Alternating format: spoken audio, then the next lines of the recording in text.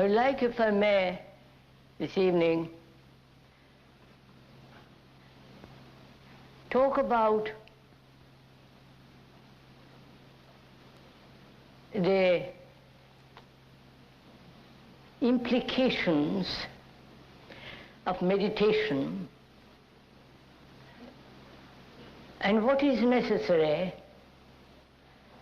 for a mind that is capable of really true meditation. What is the first step, as it were? First of all, I think one has to understand the meaning of the word freedom.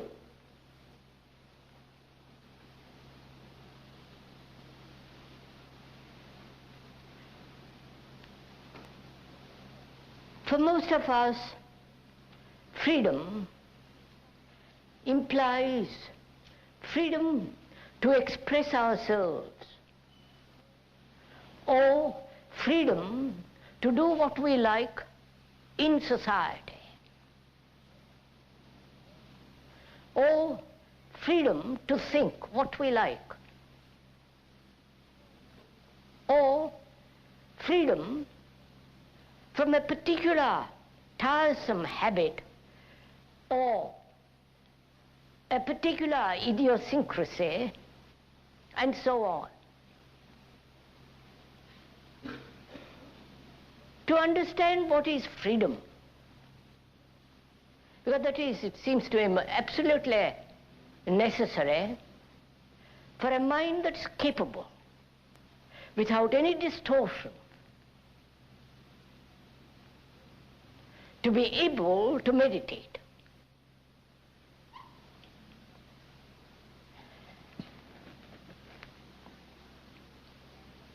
For most of us, we demand freedom politically or religiously, or to think what we like.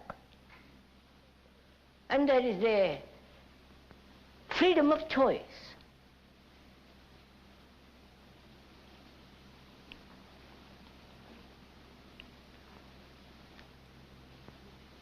Political freedom is all right, and one must have it. But for most of us, we never demand and find out whether it is at all possible to be free inwardly.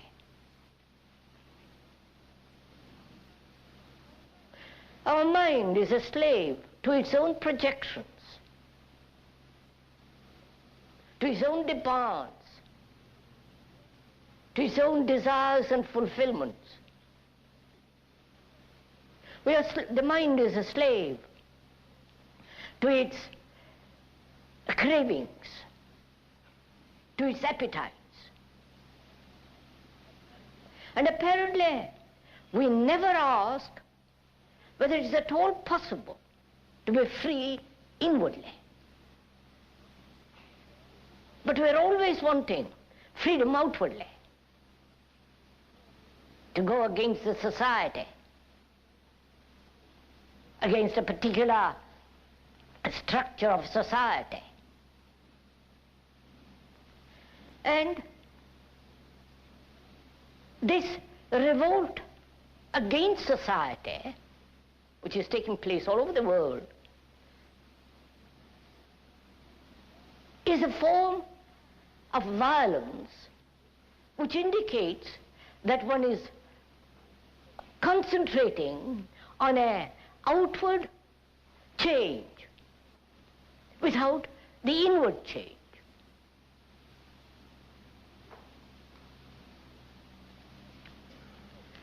So, violence plays an extraordinary part in our life. We never asked whether the mind can be completely and utterly free from violence. We have accepted it as part of life, as we have accepted war as the way of life. And we have our favorite wars. You may not like this particular war, but you don't mind having other kinds of wars. And there will be always wars, and there have been for 5,000 years wars, because man has accepted violence as the way of life. And we never question whether the mind can be really and truly, deeply, be free of violence.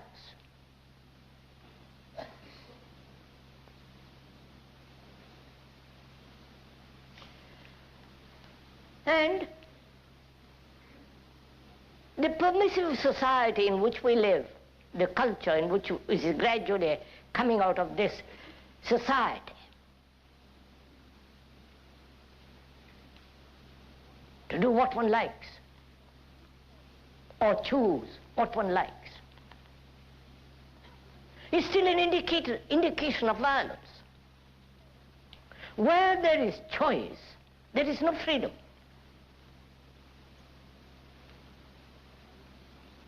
Choice implies confusion, not clarity.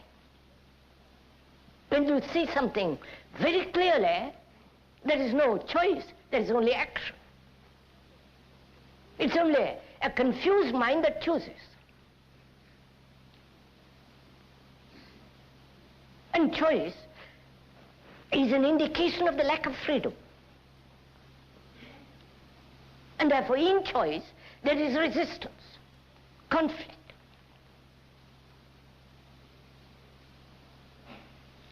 And so, our life as it is now is based on violence.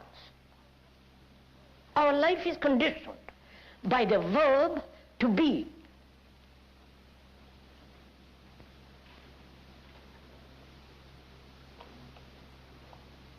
Please, this is important to understand how our life is guided and conditioned by the verb to be. One has been, one is, and one will be. The idea in that verb is to arrive, to succeed, to achieve, to become. Gradually attain peace. Gradually get rid of the things that hinder us.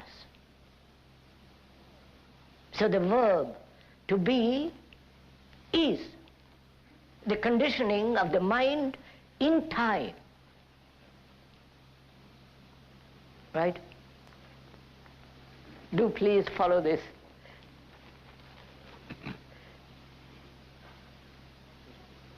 Because enlightenment is not a matter of time at all.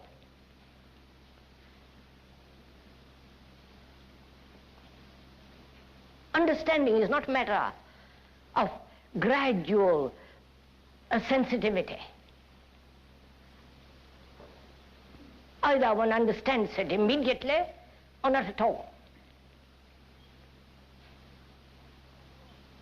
And as long as the mind is conditioned by that verb, and as most minds are, all our moral structure is based on that. I will be good. I will gradually achieve a certain state of mind, and so on. So, one has to be aware of this dangerous word and find out whether the mind can be free of word. Because the word is never the thing. The description is never the described. And yet we are satisfied with the description, with the explanations.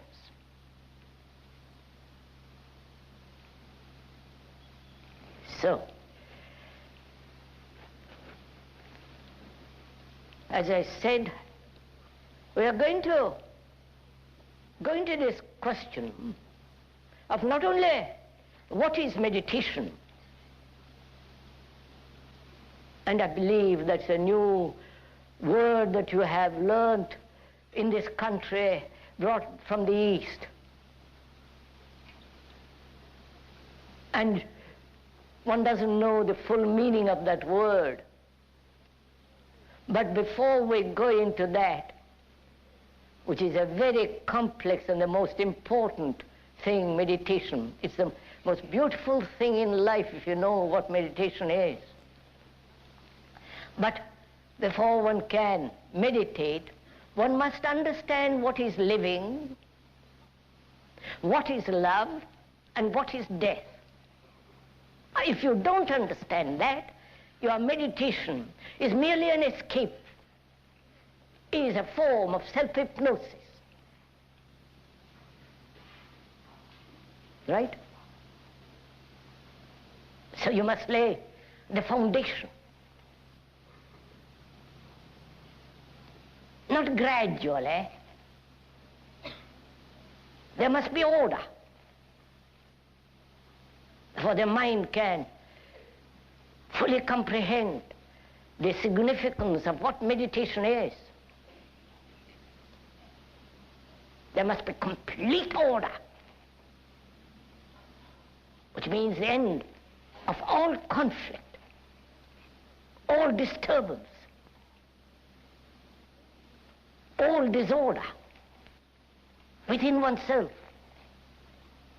Otherwise, you are sitting down in a corner by yourself for 10 minutes a day and thinking you are going to meditate or achieve enlightenment is nonsense, if you don't mind my saying so. So one has to understand what living is. And one can understand that only by observing what actually it is.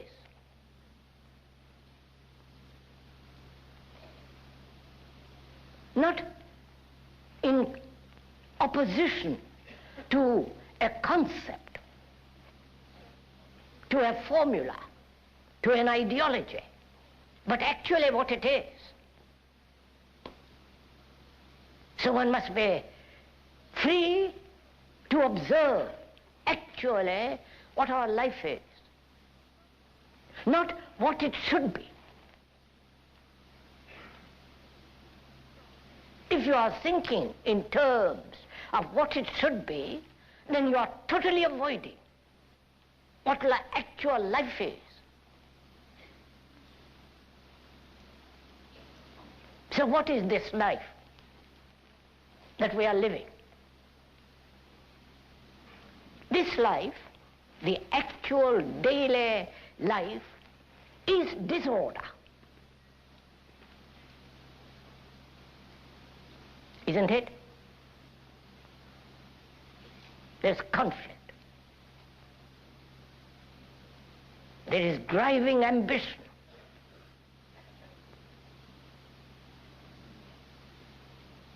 There's battle in ourselves, opposing, contradictory desires and wills.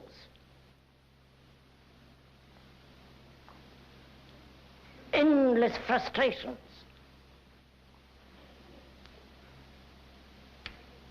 And there is frustration because we've never understood what fulfillment is.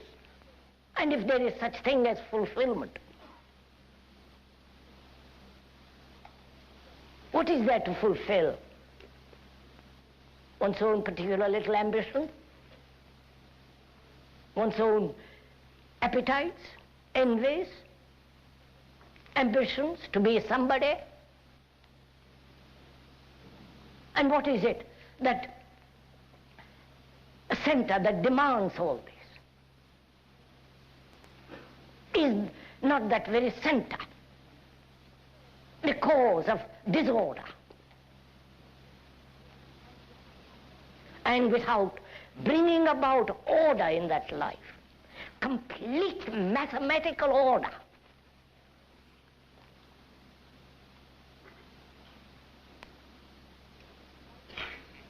life has very little meaning. Going to the office every day for the rest of their 60 years or 40 years, living in this constant battle between what is and what should be, between their frustrated ambitions and the simple, clear, beautiful life.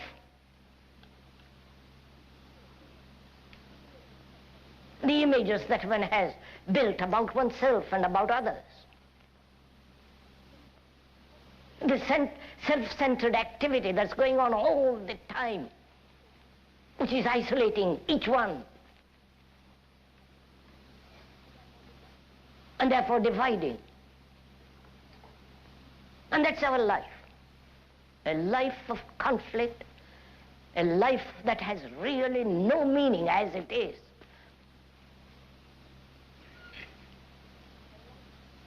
A life that is a battlefield, not only in yourself but also in your relationship.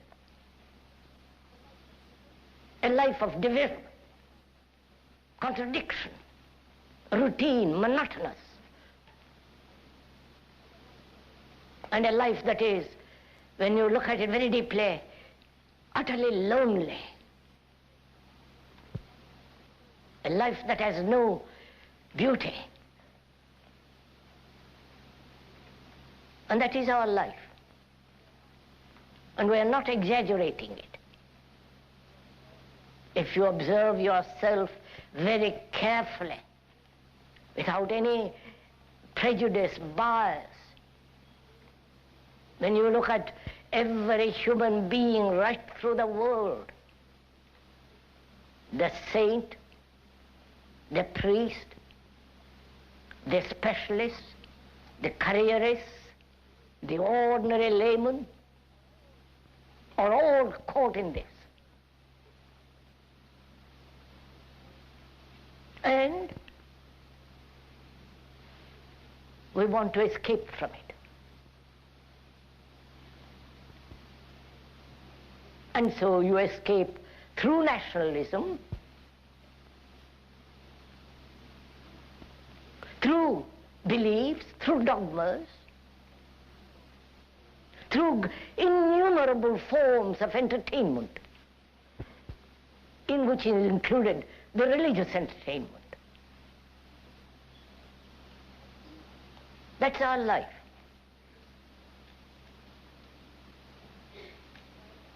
Comparing ourselves with something that should be, comparing ourselves with the greater, with the nobler, with the more intelligent, with the more spiritual, and so on and on and on.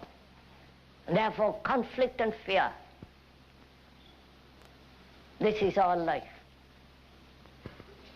A battle for security, and in the very search of security, psychological as well as physical, will bring about destruction.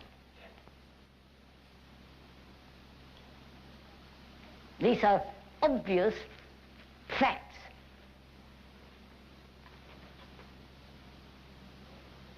And from this we want to escape, because man has lived like this for thousands and thousands of years, with sorrow, confusion, and great misery and mischief.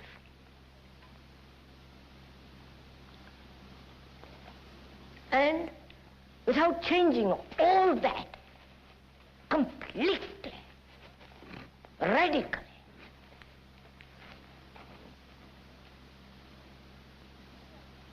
mere outward revolution changing a particular system for another system does not solve this aching agony.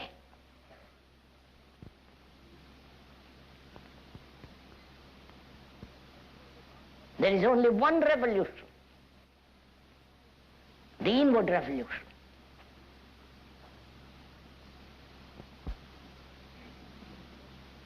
So, spitting on society, blaming society for your condition, is obviously blaming something which you have created. It's your society. You have built it. By your greed, envy, ambition, competitiveness, comparison, by one's own and inward hatreds, violence. So that is our life. Really quite insane life.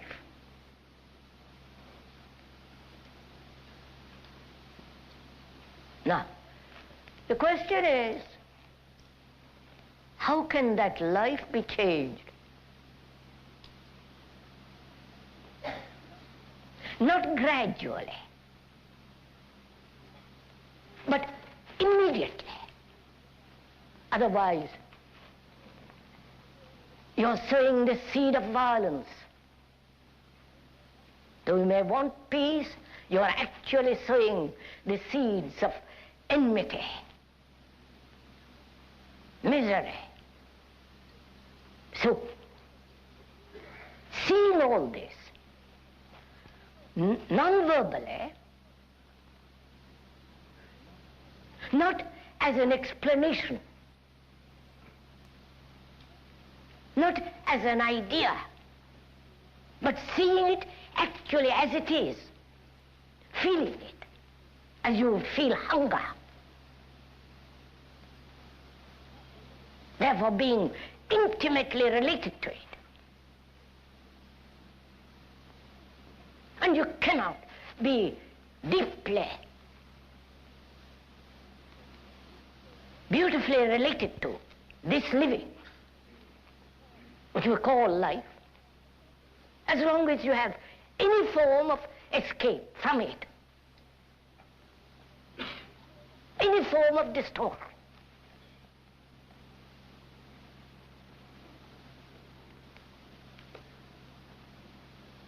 So, awareness without choice,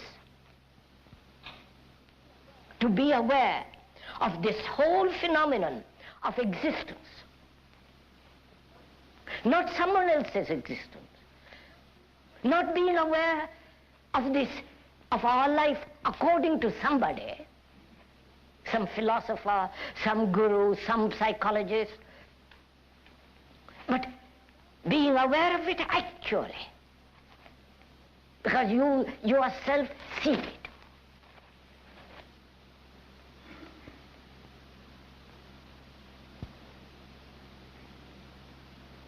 If one is so completely aware of it, and one must, because one cannot possibly live as we are living.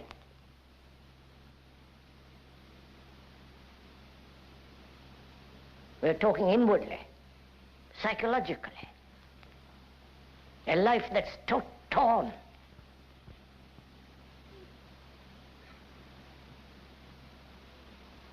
And if we want order, and order is virtue, order demands discipline. That is to learn, not to conform, not to imitate, but to learn. And to learn about the disorder, which is our life. To observe it, to learn. And in that observation comes an extraordinary discipline, not imposed by anybody, because the very observation itself has its own discipline.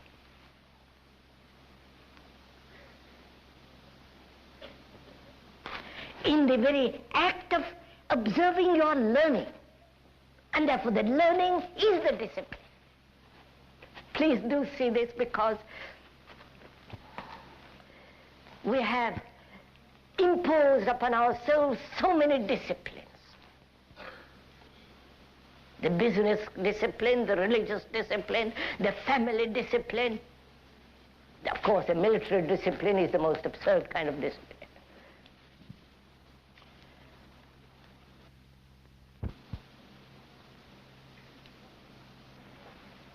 But we have got so many disciplines, the must and the must-nots. Always conforming, imitating, suppressing. And being suppressed, wanting to fulfill. All that is disorder. So, to understand order, to learn about order, not what order should be, but to learn about it, one must learn about disorder. Right? Are we following each other? Or are you being mesmerized by words? Well, if you are, Thorpe, it's up to you. We said one must learn about disorder, which is our life, which is our mind, our heart, our very core of our being is disorder. Because if you say there is a soul, there is according to the Hindus, the Atman and so on, they're just theories. Philosophy has nothing to do with living. And we are trying to understand what living is. And we see in that living there is disorder, utter disorder. The battle, the misery, the confusion, the agony, the guilt, the fear. So one has to observe, without any choice, this disorder which is you, which is me. To observe it, not what you want it to be. Then you create conflict between what is and what should be. And where there is conflict, there is disorder. Please do understand this thing very simply. Once you understand this, you will find that by observing disorder in oneself, without any distortion, without wanting to bring about order out of this disorder, trying to impose what you think is order upon disorder, but observe it without any choice, without any distortion, then out of that observation comes supreme order, the highest good.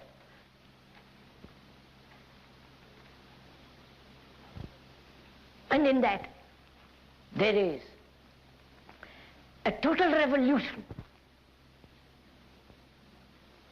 And from that inward radical change, then there comes outward order, not the other way around. We want outward order first.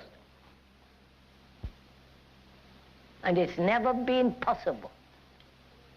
Every revolution, including the communist revolution, said, forget about the inward order. Let's have state order. And you know what's happening. Every revolution has done this. Try to bring about outward order, without paying any attention whatsoever to the psychological supreme order within oneself.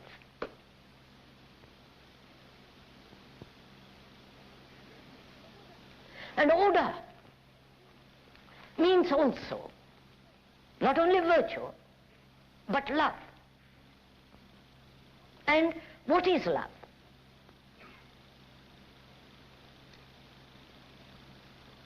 I wonder if you ever asked that question, what love is. Have you?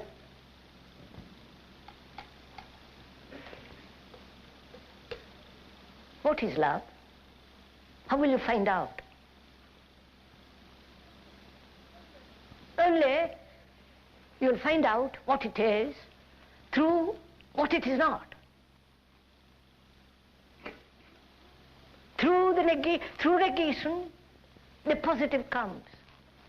But if you pursue the positive, then it is the pursuit of the projection of the mind. So when you deny all the projections of the mind, by denying, in a sense, setting it aside, negating,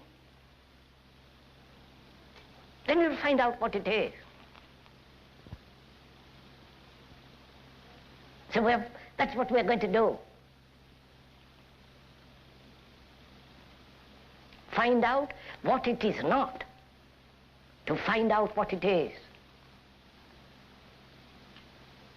Is this, can we go on? Right. We said, what is love? You know, that's one of the most important things in life.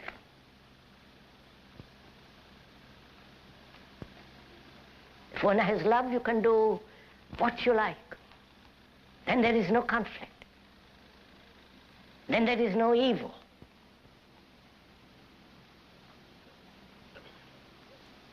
There is great bliss.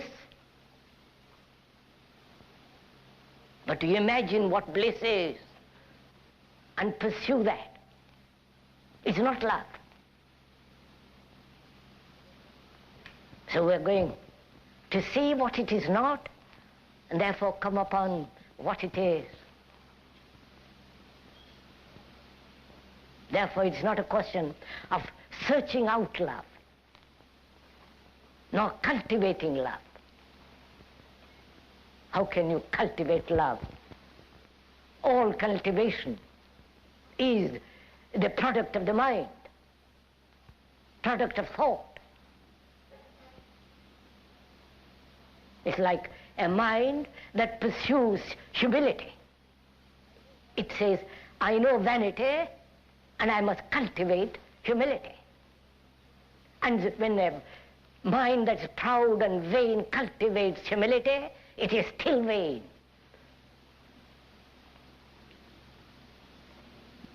It's like those saints that are pretending to be humble because they have cultivated humility. So what we're going to do is to find out what it is not.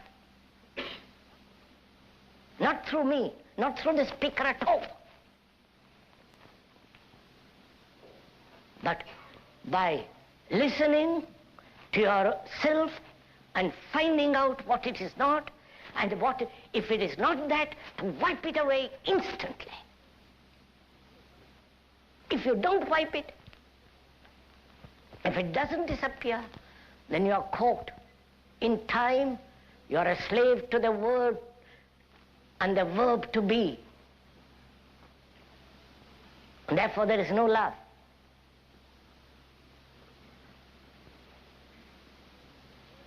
So first, we are asking what it is not. Obviously, it is not jealousy. It is not envy.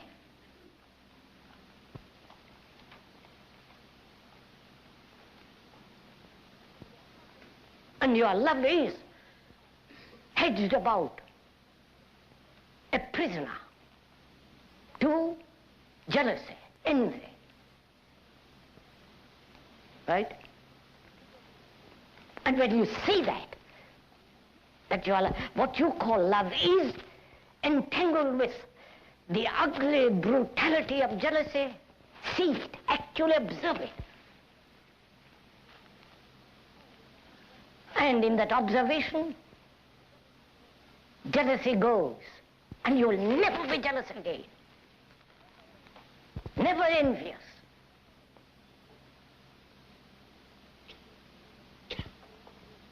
Please do this as we are talking. Envy comes only when there's comparison. And is love comparison? So, again, you put aside all comparison, which means all envy.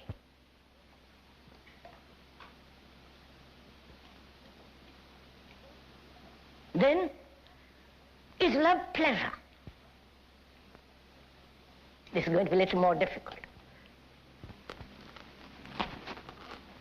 For most of us, love is pleasure.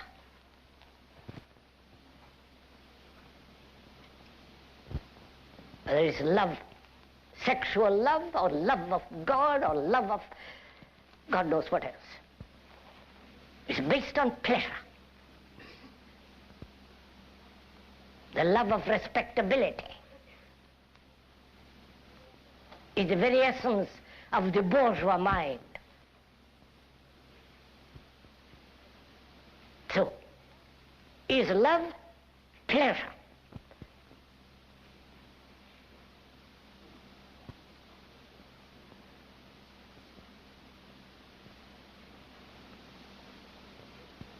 Do observe it, please. We were saying yesterday evening what pleasure is. The product of thought.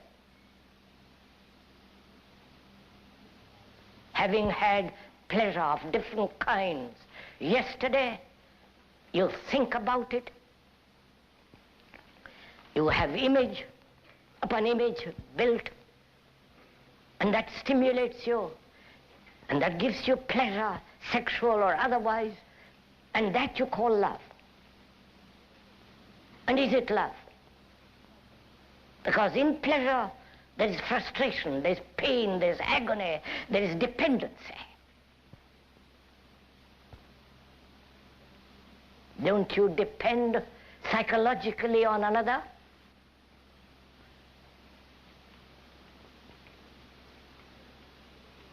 And when you do, and you depend on your wife or your husband, whatever it is, and you say, I love you, is that love? And in that dependence, is there not fear? You're the product of your conditioning. You're the product of your society. You're the product of propaganda, religious and otherwise. For 2,000 years, as in India, 10,000 or 5,000 years, they've been told what to believe, what to think. You repeat what others have said.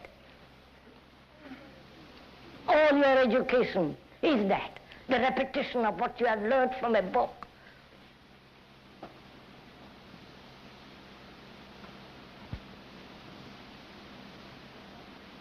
And you're that, you're conditioned.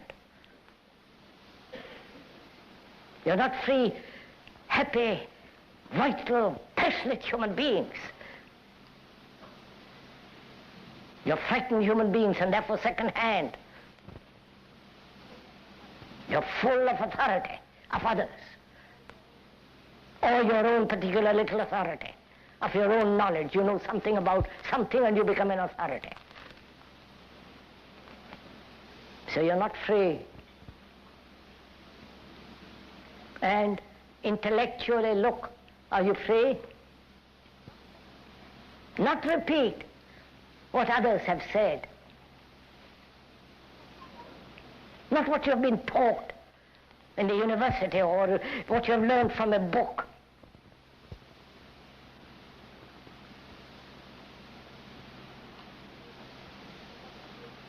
And what have you experienced? Go into it, you'll see what you have experienced.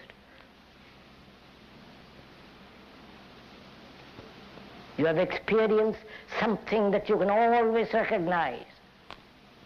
Otherwise, it's not an experience. Therefore, your experience is always old. Like thought is always old. Thought is never new. Because it's a response of memory.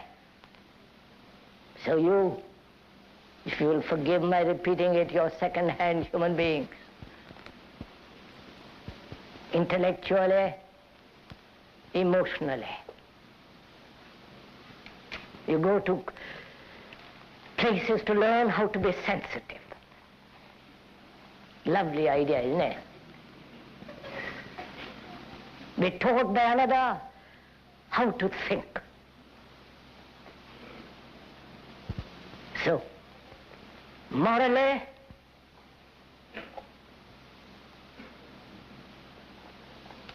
intellectually,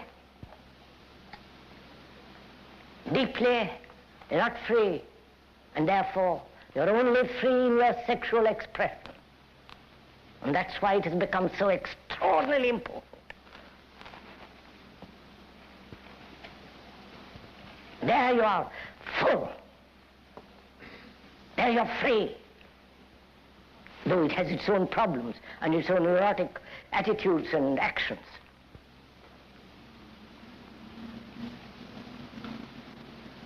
So sex becomes important when everything else becomes unimportant. When life, the whole of it, not just sex. Life includes living. Life includes what love is, what death is.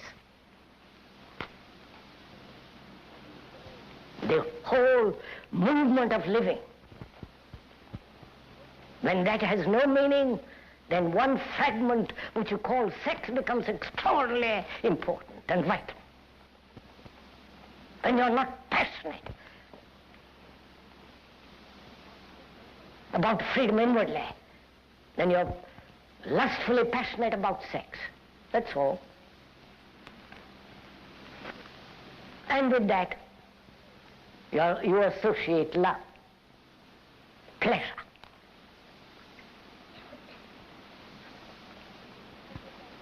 And with that, you associate tenderness, gentleness,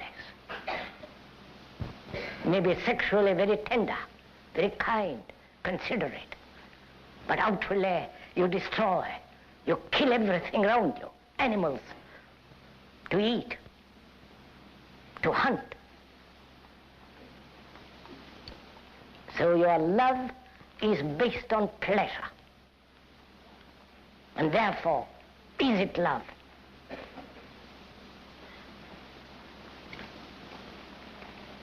Love surely is something none of all this. Compassion means passion for everybody. Not to your particular little desire.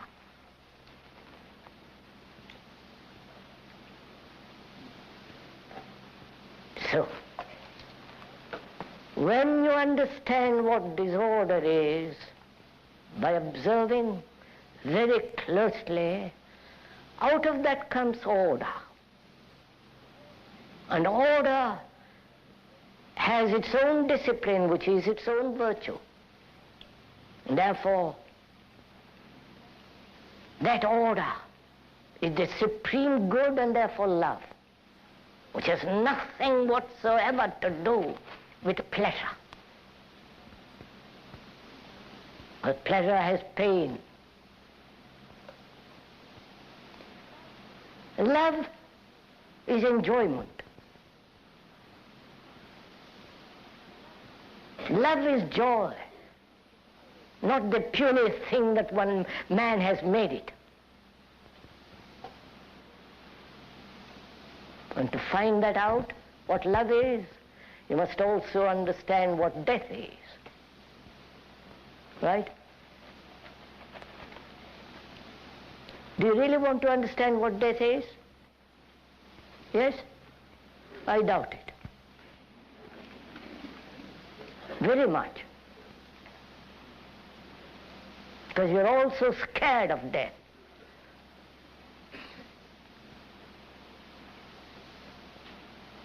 Aren't you? Or you have a belief in afterlife. Therefore you're not frightened. You have rationalized your life, knowing that it's going to come to an end, the puny, shoddy little life that one lives, and one is frightened of that. Therefore, say, let's rationalize it, think about it, clarify it, all the rest of it. Or you have a belief in afterlife. The whole of Asia believes in afterlife. Millions believe in reincarnation. But they never question what it is that incarnates.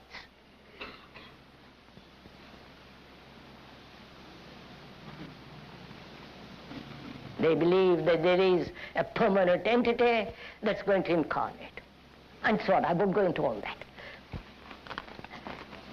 If you believe in reincarnation, then what matters is how you live today. Right? Because you're going to pay for it next life. How you live, what you do, what you think, what your morality is. So, even though you may believe in reincarnation, what matters is how you live now. So you have to face death. Not postpone it till old age, some accident, disease, and so on. You have to meet it, you have to understand it.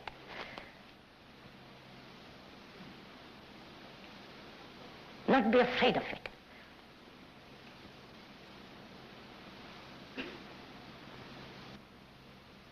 So we say, we must understand life and avoid death. But if you see life as a whole, in which there is this living and this extraordinary thing called love and death as a total unit, not three separate things, then what is death?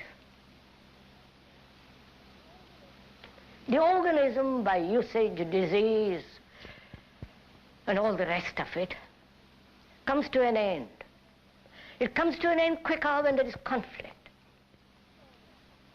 All your heart failures and all the business of it is the result of this extraordinary, emotional, contradictory way of living.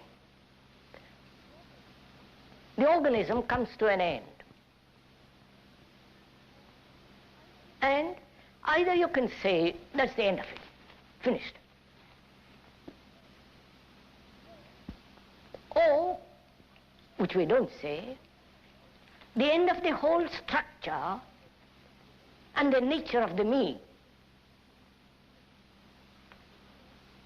The me, which has divided itself as us and they, we and those, we and you, that me is the center of conflict.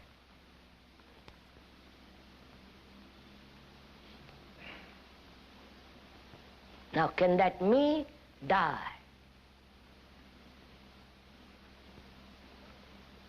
Not eventually, but every day. Then you will know what death is. So that the mind is always, tomorrow it's fresh because you have death to the past. Are you following all this? No, sir, do it, not follow it. Die to your pleasure. Die to your furniture. And that's what you are, your furniture. Whether the chair or the furniture that you have accumulated in your mind. which you call knowledge, so that you die every day to everything that you have accumulated. And that's what's going to happen to you anyhow.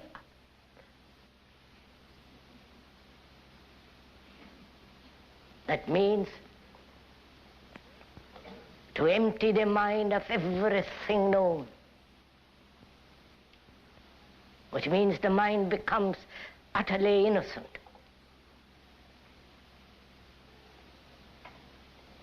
And it is only such a mind that has this extraordinary religious quality of purity that can come upon what is called enlightenment.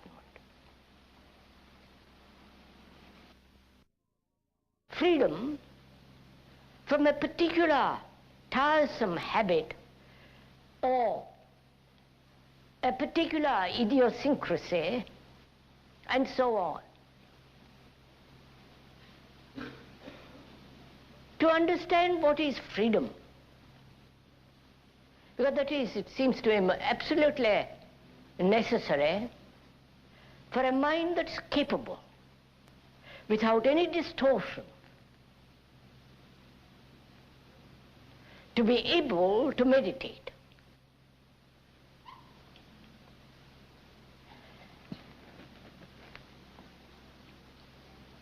For most of us, we demand freedom politically or religiously, or to think what we like. And there is the freedom of choice.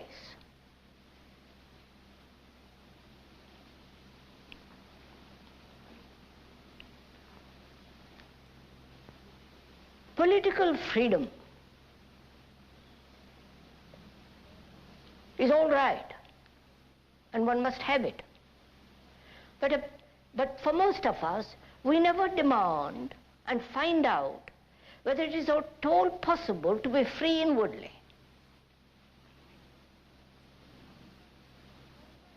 Our mind is a slave to its own projections. We have accepted it as part of life, as we have accepted war as the way of life. And we have our favorite wars. You may not like this particular war,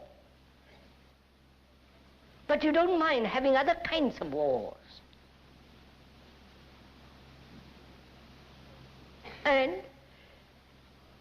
there will be always wars, and there have been for 5,000 years wars, because man has accepted violence as the way of life. And we never question whether the mind can be really and truly, deeply be free of violence.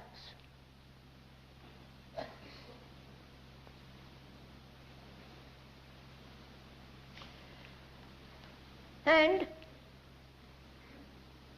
the permissive society in which we live, the culture in which is gradually coming out of this society, to do what one likes, or choose what one likes, is still an indication of violence. Where there is choice, there is no freedom.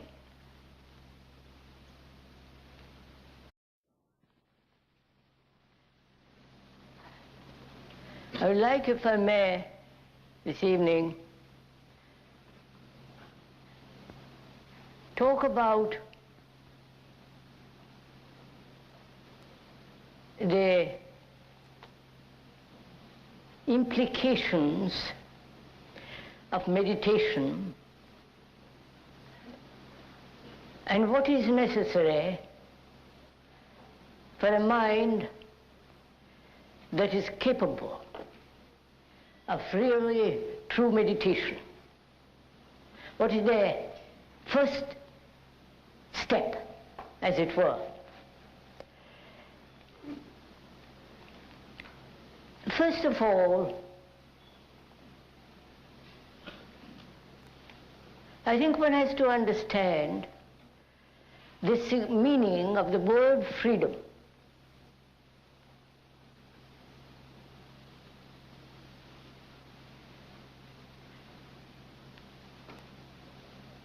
For most of us, freedom implies freedom to express ourselves,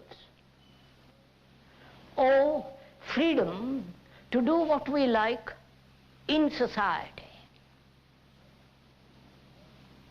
or freedom to think what we like, or choice implies confusion, not clarity. When you see something very clearly, there is no choice, there is only action. It's only a confused mind that chooses. And choice is an indication of the lack of freedom. And therefore, in choice, there is resistance, conflict.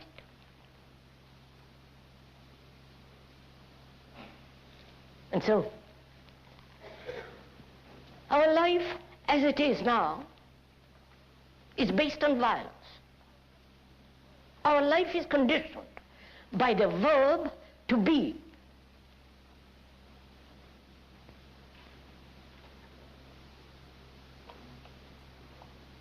Please, this is important to understand how our life is guided and conditioned by the verb to be. One has been, one is, and one will be. The idea in that verb is to arrive, to succeed, to achieve, to become. Gradually attain to his own demands, to his own desires and fulfillments. The mind is a slave to its cravings, to its appetites. And apparently, we never ask whether it is at all possible to be free inwardly. But we are always wanting freedom outwardly, to go against the society, against a particular structure of society. And this revolt against society, which is taking place all over the world, is a form of violence which indicates that one is concentrating on an outward change without the inward change.